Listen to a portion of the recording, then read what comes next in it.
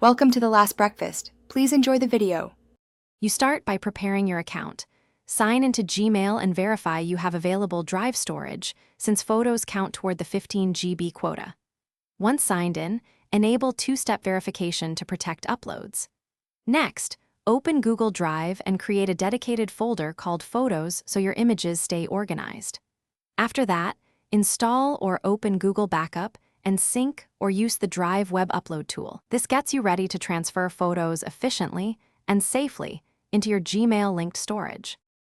Now you upload and organize. On the Drive web, drag and drop whole folders or choose Upload Folder to transfer batches. This preserves subfolders. Once files land in your Photos folder, create subfolders by year or event and rename key files with dates or keywords so search works better. If you need to save space, convert RAWs to high-quality JPEG before upload. Make sure to check upload confirmations and watch for quota warnings. If syncing from a phone, confirm the Backup and Sync app is uploading over Wi-Fi.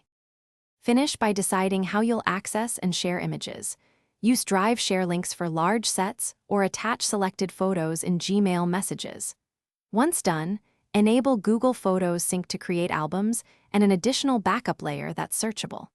Make sure to periodically export important folders using Google Takeout for offline backup. If you encounter problems, verify storage quota, confirm a stable internet connection, and ensure file types aren't blocked. One key troubleshooting tip: free up space or upgrade.